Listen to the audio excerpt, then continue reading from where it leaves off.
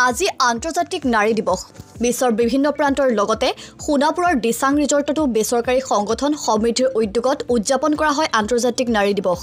সমিতিৰ সভাপতি শিক্ষাবিদ বুৰঞ্জীবিদ ডক্টৰ দয়ানন্দ বৰগোহাঁইৰ নেতৃত্বত আৰু গিৰিমণি গগৈৰ প্ৰচেষ্টাত উদযাপন কৰা আন্তৰ্জাতিক নাৰী দিৱসত ৰাজ্যৰ বিভিন্ন প্ৰান্তলৈ অৱদান আগবঢ়া কেইবাগৰাকীও নাৰীক সম্বৰ্ধনা জনোৱা হয়।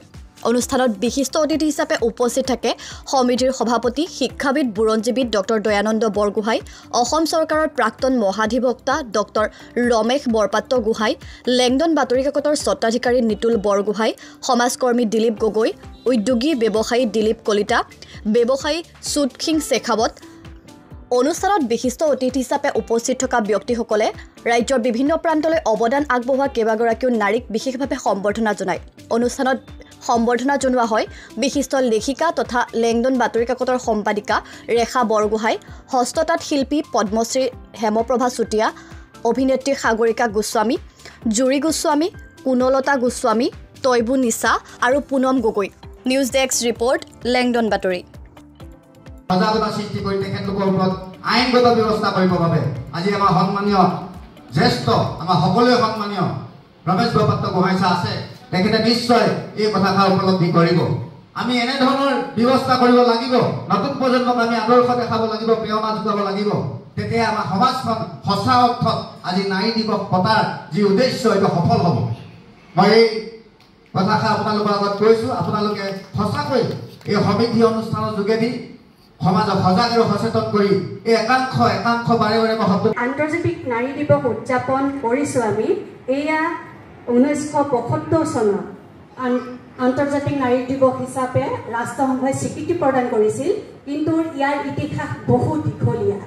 1857 চনতে নিউয়ৰ্ক চহৰত সূতা কলসমূহত যিবোৰ মহিলা শ্ৰমিকে কাম কৰি আছিল, তেওঁলোকে ভাবিছিল যে তেওঁলোকে নিজকে অনুভৱ কৰিছিল তেওঁলোকে বৈষম্যৰ বলি হৈছে, তেওঁলোকে নিৰাপত্তা পোৱা নাই, তেওঁলোকে পুৰুষ আৰু নাৰীৰ মাজত যি তাৰতম্য দেখিছে আৰু তেওঁলোকে যি ঠাইত কাম কৰিছে সেই ঠাই অনুকূল নহয়।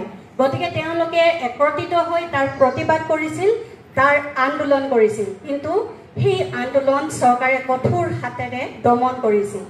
যদিও নাৰীসকল বহি থকা নাছিল, তেওঁলোকে জানিছিল যে নিজৰ প্ৰাপ্য আৰু অধিকাৰ পাবলৈ হ'লে তেওঁলোকে আন্দোলন কৰিবই লাগিব, তেওঁলোকে প্ৰতিবাদ কৰিবই লাগিব। কাৰণ যুগে যুগে নাৰী নিষ্পেষিত হৈ আহিছে, যুগে যুগে নাৰী লাঞ্ছিতা বঞ্চিতা হৈ আহিছে।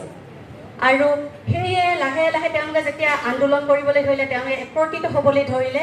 সেয়ে 1908 চনত পুনৰ লগ লাগিলে নিউয়ৰ্কৰ চহৰতে নাৰী সমাৱেশ অনুষ্ঠিত হ'ল, যিখন সমাৱেশত জাৰ্মান নেত্ৰী ক্লাৰা জেটকিন উপস্থিত আছিল। তেওঁৰ উদান্ত ভাষণেৰে সকলোকে সাহস কৰি তুলিছিল, তেওঁলোকক একত্ৰিত হোৱাৰ এটা সুযোগ দিছিল। তাৰপিছত 1910 চনত আকৌ কোপেনহেগেন চহৰত নাৰী সমাৱেশ অনুষ্ঠিত হৈছিল, যিখন সমাৱেশলৈ বিশ্বৰ 17খন দেশৰ 100 গৰাকী নাৰী প্ৰতিনিধি আহিছিল। এনেদৰে তেওঁলোকে বাৰে বাৰে আন্দোলন কৰি বাৰে বাৰে প্ৰতিবাদ কৰি তেওঁলোকৰ প্ৰাপ্য অধিকাৰ পাবৰ কাৰণে যুঁজ দিবলগীয়া হৈছিল।